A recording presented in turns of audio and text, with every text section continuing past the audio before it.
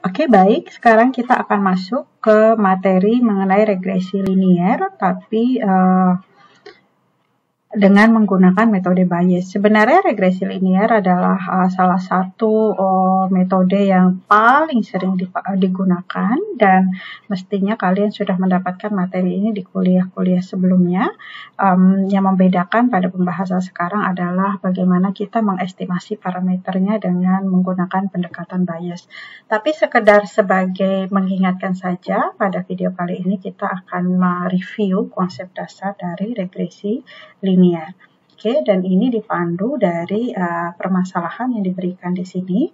Jadi mengacu ke permasalahan di sini, kita punya data seperti ini. Oke, Oke, jadi di sini ada 12 pria yang tidak melakukan olahraga secara reguler direkrut untuk terlibat dalam studi mengenai efek dari dua jenis olahraga terhadap oksigen uptake. Jadi di sini dari 12 orang ini dibagi menjadi dua kelompok.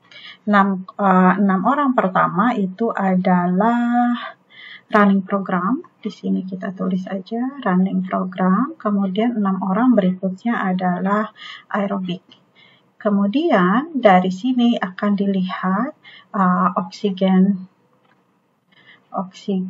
uptake-nya. Oke, jadi di sini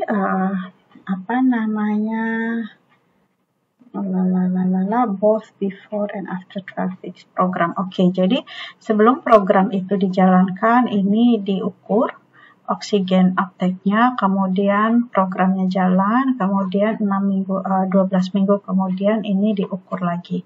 Oke, jadi kalau seperti ini kita bisa langsung mengkonstruk matriks datanya sebenarnya. Oke, kita punya pengamatan pertama, kedua, ketiga, keempat, 5, 6, dan seterusnya.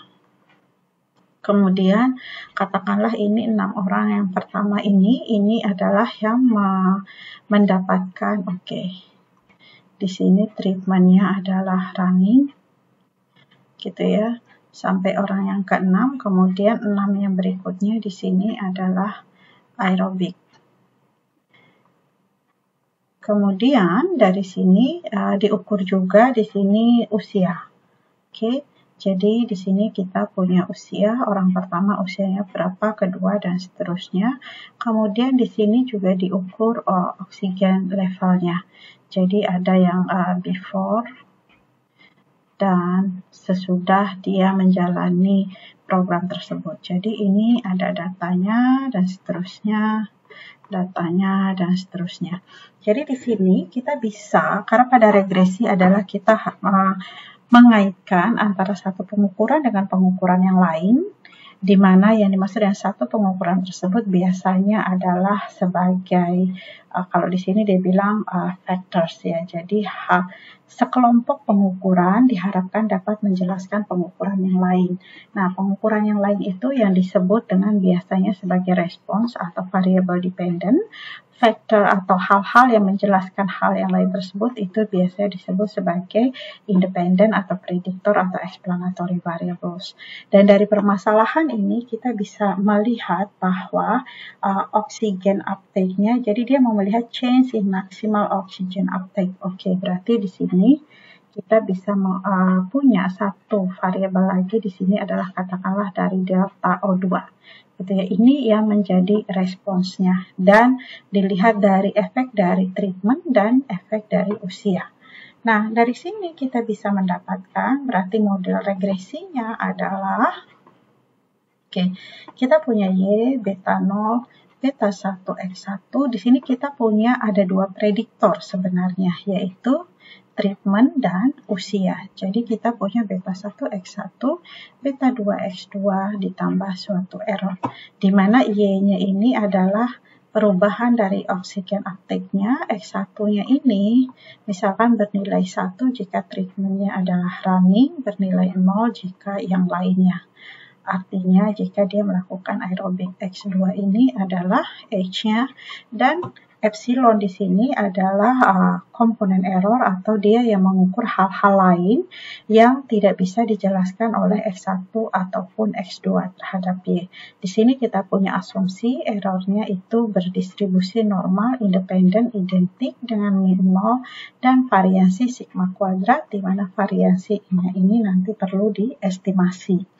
Nah, untuk bisa menjelaskan mengenai keterkaitan antara prediktor atau explanatori dengan Y, tentunya kita perlu mengetahui nilai-nilai dari parameter regresi ini. Nah, bagaimana kita mencari nilai dari parameter regresi tersebut? Ini bisa dilakukan dengan berbagai cara. Yang di sini di bagian ini dia menuliskan, ini sebenarnya penyajiannya agak berbeda sedikit. Di sini dia beta 1 XI1, sebenarnya di sini XI1-nya 1 for each subject I. Ini sebenarnya komponen yang ada di sini, yang di sini dituliskan sebagai beta 0. Dan di sini kalau dia memasukkan, dia memasukkan unsur interaksi karena dipikir treatment dan age itu ada keterkaitan juga di antaranya. Jadi kita masukkan model dengan interaksi, maka di sini kita punya Y, beta 0, beta 1 X1 ditambah beta 2 X2, di sini tambah beta 3 X3, di mana X3-nya di sini adalah X1 dikalikan X2, interaksi antara treatment dengan usia, plus suatu error lagi yang sama seperti atas ini adalah berdistribusi NIID min 0 variasi sigma kuadrat. Kembali permasalahannya yang menjadi perhatian kita adalah berapakah nilai beta 0, berapakah nilai beta 1, beta 2, beta 3, dan variansi dari error. Kita harus mengestimasi ini supaya kita bisa menceritakan keterkaitan antara si X dengan si Y. Nah, ada banyak cara untuk melakukan estimasi gitu ya untuk parameter-parameter ini yang sekarang untuk review kita melihat cara yang pertama adalah dengan metode OLS. Dengan metode OLS ini persamaan ini kita bisa tuliskan dalam bentuk matriks Y sama dengan X beta tambah epsilon. Di mana matriks Y-nya di sini adalah Y1, Y2, dan seterusnya sampai Yn. Kalau kita punya sampel berukuran N, di sini kita punya matriks X-nya ini adalah vektor satuan, terus X11, terus di sini kita punya X21, X31, di sini X12, X2 orang kedua, X3 orang kedua, dan seterusnya. Di sini kita punya X1 orang ke N, X2 orang ke N, X3 orang ke N. Di sini kita punya beta 0, beta 1, beta 2, beta 3. Di sini kita punya epsilon 1, epsilon 2, sampai epsilon N. Dengan notasi seperti itu, kembali yang menjadi fokus kita adalah kita ingin mengetahui taksiran untuk si beta. Nah, dengan metode OLS gampang sekali, tinggal kita pikirkan saja bagaimana supaya pada persamaan ini kita bisa menuliskan beta sama dengan sekian. Nah, ini kita punya OLS, kita punya ekspektasi error sama dengan 0, sehingga kita bisa menuliskan kembali ini adalah Y. Sebenarnya harusnya kalau mau lengkap adalah ekspektasi Y sama dengan ekspektasi Y sama dengan ekspektasi X beta tambah epsilon. Yang di sini X-nya adalah fix, ini juga diasumsikan konstan kalau dalam konteks ini ya, metode OLS. Jadi kita punya X beta, ekspektasi error sama dengan 0. Cuma untuk meringkas penulisan, saya hanya akan buat seperti ini. Supaya bisa mendapatkan beta saja, ya tentu kita di sini kalau bisa kalikan dengan X inverse. Masalahnya X-nya, jangankan punya inverse ukurannya saja, bukan matriks bujur sangkar. Sehingga kita harus melakukan sesuatu untuk membuat X ini menjadi matriks bujur sangkar. Bagaimana caranya? Salah satunya adalah dengan mengalihkan dengan X transpose. Jadi di sini kita kalikan dengan X transpose, lakukan hal yang sama di sebelah kiri. Nah, ini sudah menjadi matriks bujur sangkar, maka kita bisa melakukan inverse. Kenapa perlu kita ambil inverse? Supaya kita bisa dapatkan betanya. Jadi di sini kita punya X transpose X dikalikan dengan X transpose X inverse dari sisi kiri. Dan di sini kita lakukan hal yang sama, berarti untuk ruas yang sebelah kiri. Oke. Nah, sehingga ini kita dapatkan matriks identitas, jadi kita bisa dapatkan taksiran beta kita adalah X transpose X inverse X transpose Y.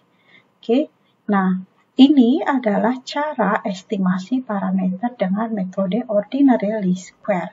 Ketika kita sudah mendapatkan beta, maka kita bisa mendapatkan taksiran persamaan regresi. Masalahnya yang menjadi fokus pembahasan kali ini adalah metode least square itu sudah kalian dapatkan di kuliah-kuliah sebelumnya. Yang sekarang kita akan lihat adalah bagaimana kita mendapatkan beta dengan metode Bayesian.